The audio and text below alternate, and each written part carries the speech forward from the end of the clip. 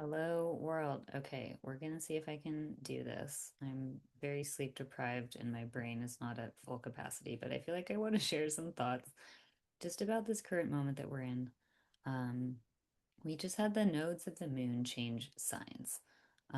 This is a big deal. The nodes of the moon are, yeah, basically the point where the Earth's orbit and the moon's orbit intersect. And they change signs every 18 to 19 months, and they make a full rotation around the zodiac wheel every 18 to 19 years. So, right now, we are calling back themes from about 2 years ago, about 20 years ago, a little less than that. So, you may find some of those themes, patterns, areas of life coming up again for review. And yeah, there's kind of time to take stock, I think, on where were we then with whatever those issues, patterns were, what people were showing up in our life. And like, where are we now with that? Are there things that still need attention? Are we where we want to be? The nodes of the moon have been in the signs of Pisces. Oops, sorry, I say as I circle Virgo, and Pisces for the past 18 to 19 months. Um, and they have now changed signs into Leo and Aquarius. So all the other planets in the chart move in a clockwise fashion. That's zodiacal motion. Um, but the nodes of the moon move retrograde. So as whereas the other planets they typically move in this kind of clockwise fashion. Again, this is according to our perception, not how it really is in the sky. And then when they go retrograde, and we talk about retrograde, they appear to move backwards, as in counterclockwise. The nodes of the moon are opposite. Their typical pattern of motion is to go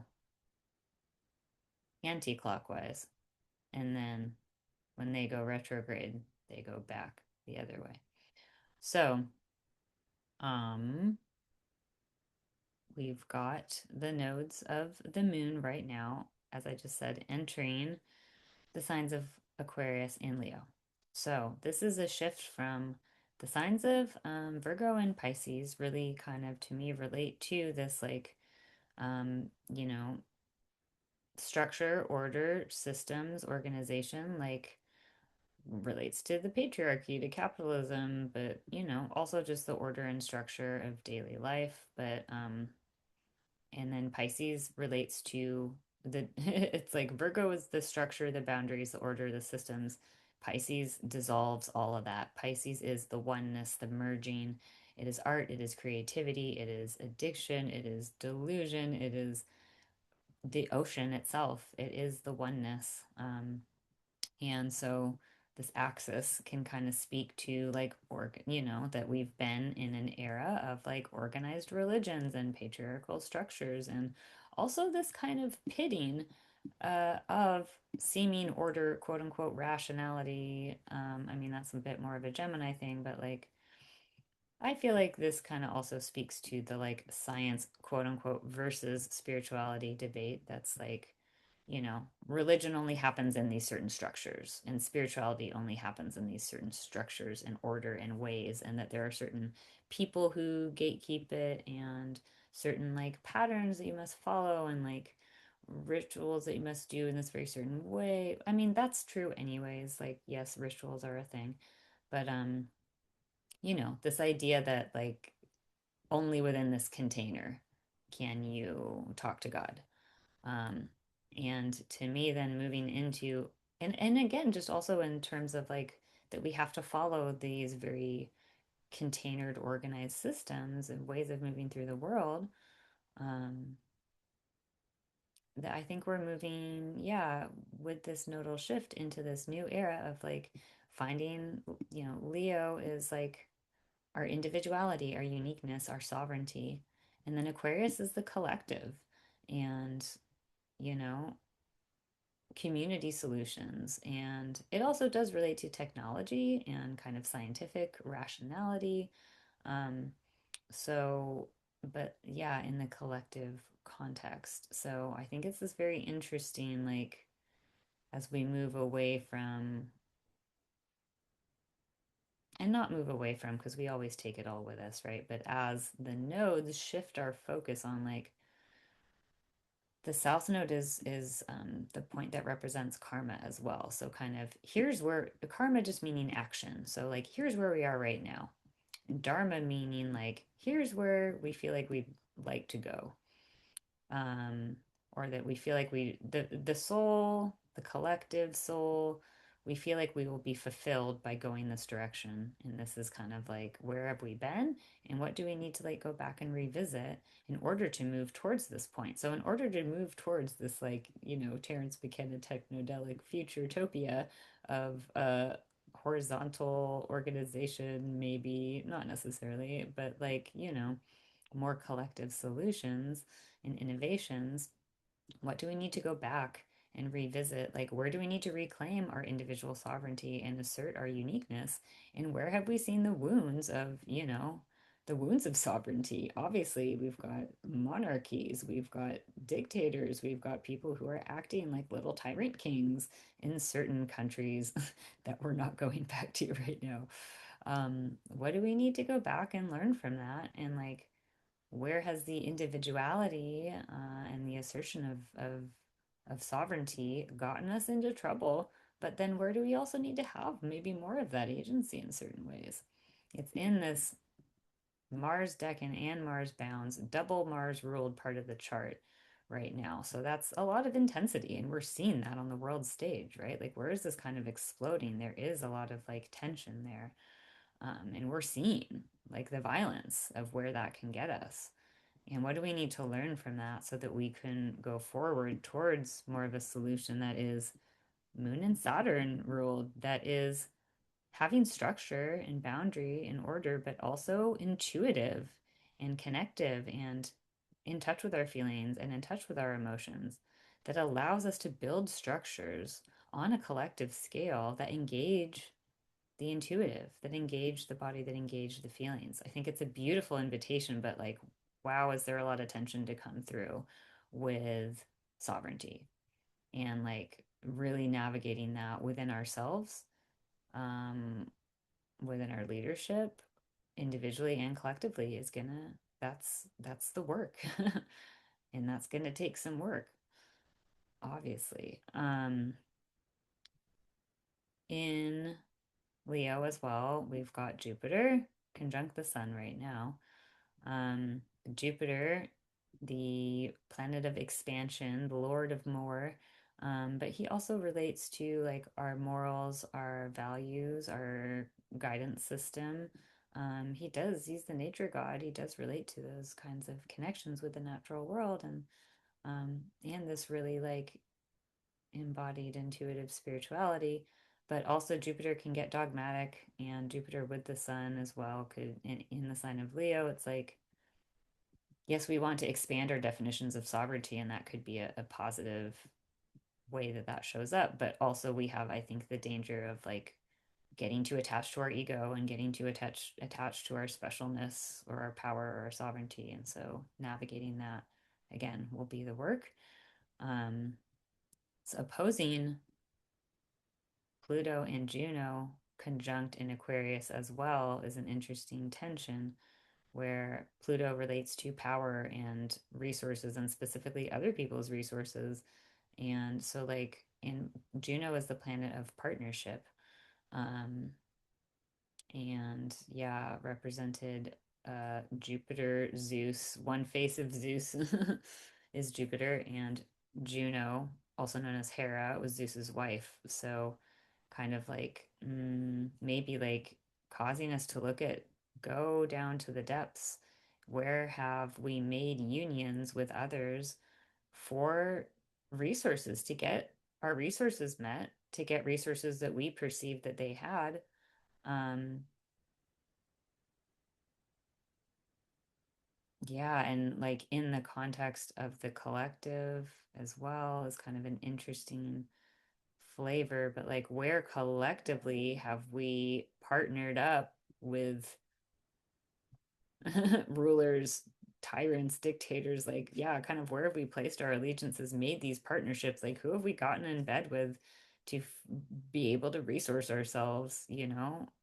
Because we perceived that they had the resources we need to make it, when in fact, like, the medicine is in the collective, and in seeing, I think that we can partner with each other collectively, and that that is the invitation for healing. Um, but that we've perceived it as this, like, only certain people have the power, and we have to, I think that's the opposition, like, that we have to, like, almost like we have to make these deals with the devil, Pluto, right? Like, or we have to make these alliances, and we have to give our power away in certain ways to have resources. And I think that if we turn to our collective solutions, we may find that's not the case. um Planets that are in square aspect to the nodes, which means basically, like, this is the nodal axis, right? Planets that square the nodes, um, they represent areas of tension, but also areas of, like, potential resolution. Um, they call it the nodal bending. We get the bends at these areas. They're tensions that are raised when we feel like we are stuck between the karma dharma, when maybe when we feel like we're having to go back again and again and learn the same lesson, um, that the planet that squares the nodes can provide us a key to how to get out of that flip-flop dynamic. It's an evolutionary astrology principle. And so we don't have anything exact, but we've got things that are close enough to be of influence. And um, the node of Mercury in Taurus in the eighth house, which is the house that relates to Pluto. Pluto rules that house, relates to other people's resources, resourcing ourselves in the earth, and what messages need to come forward about that. What messages have we gotten and transmitted about using the earth as a resource? I think that this is really like a reckoning for us right now. That is a key to resolving this dynamic of, like, but we have to give our power away to the kings, or we have to be individuals, and wait, but we have to also be in the collective. And yeah, this kind of tension between, like, how do we be ourselves in the context of community? How do we get the resources that we need without losing ourselves to either the collective or to the rulers, right? And there's this tension here, but that it's really about renewing our communications with the earth. We've also got Algol, the fixed star here that relates to Medusa, the Gorgon, the exiled one. Um, what parts of ourselves and our societies and our communities have we exiled that need to be seen again and need to be brought home? Um, Relating to other people's resources. I mean, again, there's a lot of deep, dark stuff coming out, right? About the ways that the people who have held the resources um, have exploited maybe that power, you know? What is the hidden underbelly that needs to come forth?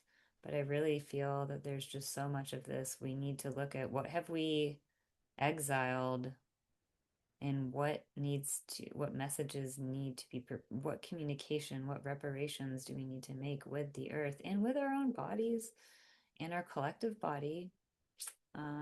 They're not quite squaring it, but I'd say still within influence.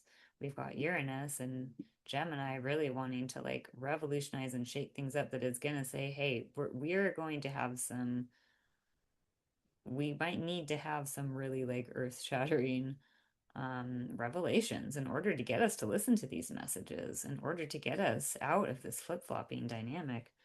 Um, but we've also got, I'd say, like, within the sphere of influence, the fixed stars Aldebaran and Antares.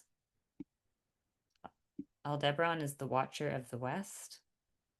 Antares is the watcher of the east. Um, so these are fixed stars. They stay in the same place, whereas the planets move around. The word planet in Greek actually means wanderer, so they move through the sky. But the fixed stars stay put. And this is part of why we have this idea of like, look to the stars for your guidance or your North Star. What's your North Star? Well, because they don't move. Um, and Aldebaran is the watcher, as I said, of the East, and it's called the Eye of the Bull, because in the actual sky, it literally is the eyeball of Taurus, the bull. It's in that constellation. So steadiness, steadfastness, that if we remain watchful of that bull energy, that connection to what is enduring and fixed in the natural world, that can be a guide to us. And Taurus then is the heart of the scorpion. It's literally in the heart area of the constellation of Scorpio in the physical sky. And that like, but in order to like, okay, so hold fast is the message that my guides always give me. And hold fast is like that's Aldebaran, that's Taurus, that's, we got to hold fast to what we know to be true. We have to remember what we knew to be true before all these other power structures and systems and even collective organizations, right? They have a lot of shadow too. Um, Came in and maybe got us away from knowing the depths of our truth. Scorpio is the one that will get to the truth, that will be penetrating down to the depths, that will not relent until the truest, most authentic self, society, whatever, has been revealed. And so that it's going to take that continual re-examination and willingness to face those things within ourselves, within the collective, in order to move forward. So you've probably also heard a lot of people talk about this configuration they're calling Barbeau's basket, um, after the astrologer Andre Barbeau. Um, and basically, that is relating to these flowing aspects, primarily between like the outer planets. But we also drew the sun and Jupiter into this conversation. The moon was involved the other day in this conversation. But basically, um, it's my teacher Rick Levine says, it's not a moment, it's a pattern. And we are just, this basket configuration was just setting the tone for the next few, years, decades even, because the outer planets move very slowly. They have a very powerful influence because their orbits are like decades, years, decades, hundreds of years in some cases. And so their influences are generational. Their impact is long lasting. So when they make configurations, it's like we've been feeling for a while, but we just now kind of hit the official like go point of now this is the vibe we're in for a little while. Um, so all of the planets formed an exact configuration the other day, and that was why it was a big deal people were making, was that they were all at 4 degrees. So some of them still are. We've got Uranus at 4 degrees with this sextile to Neptune at 4 degrees, with this sextile to Pluto at 4 degrees. So Uranus, Neptune, Pluto are the outer planets. And then we also had this trine, and Jupiter was at 4 degrees. The sun was at 4 degrees, but they're at 6 and 5 now, but still obviously very close there. And that's impactful. All of them to be in conversation with each other means, shock, surprise, revolution in the sign of the collective and the sign of technology. Um, Neptune in Aries, what illusions need to be confronted, what illusions, or what dreams can be brought forward if we confront our illusions.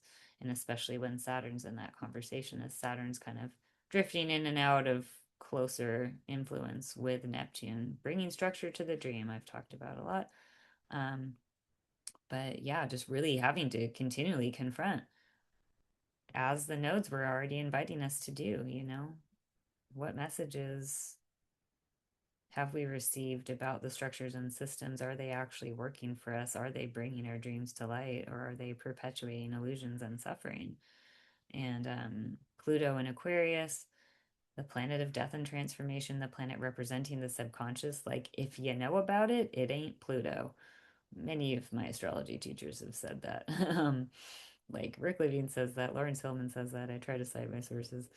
Um, but yeah, in the context of the collective as well, just again, kind of what has been hidden below the surface that now demands to be seen. Um, and this is just the beginning of more awareness of this. And again, Jupiter and Leo wanting to reclaim our sovereignty, expand our definition of sovereignty.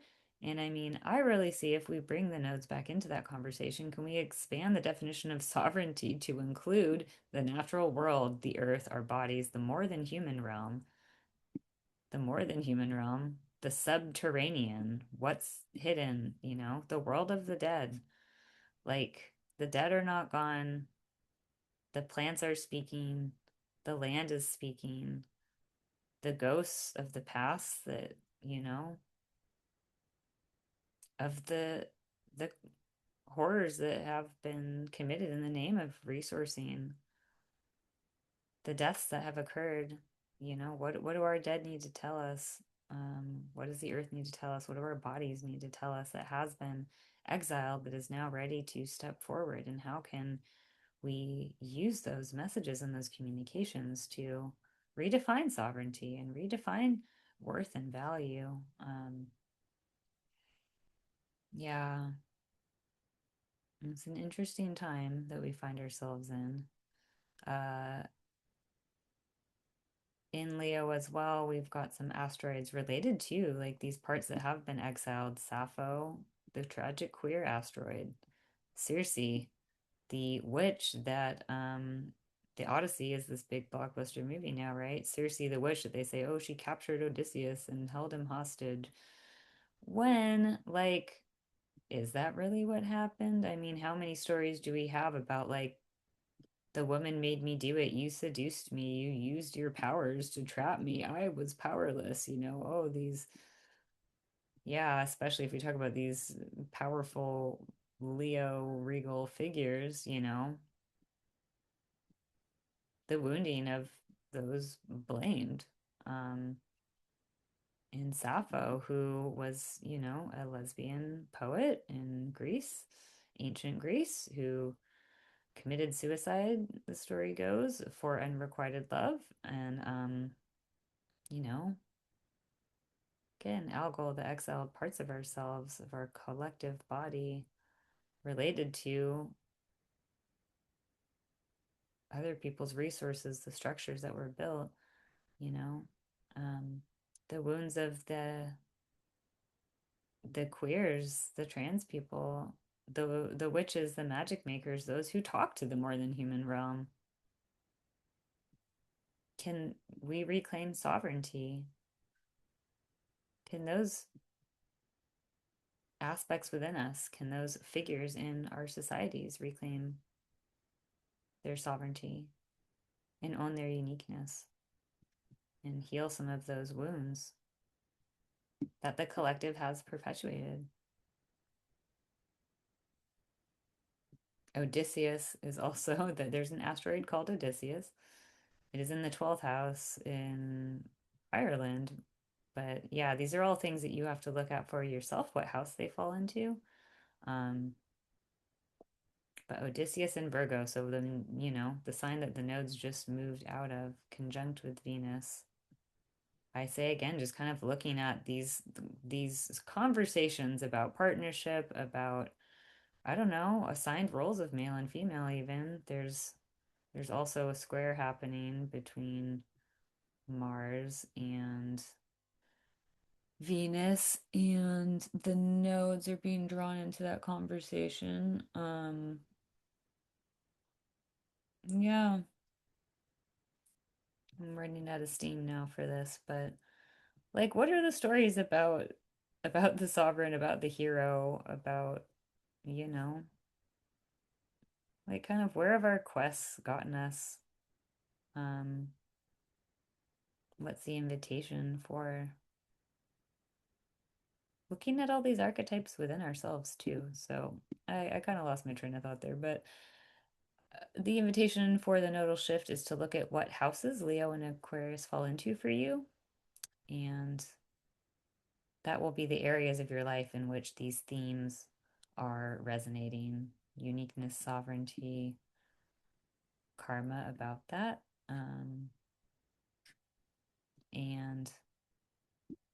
collectivity, technology, groups. Where do we want to go? Where do we want to take that? What's our role showing up in those spaces? That's all I got. Yeah, hold fast. It's a bumpy ride, but we will get through it. And we've got this full moon in Aquarius tomorrow as well, which, okay, didn't even talk about that. Um, yeah, the full moon in Aquarius, will kind of bring this Pluto, Juno conversation back into focus as well. So again, just really that where have we partnered with people for resourcing in the collective?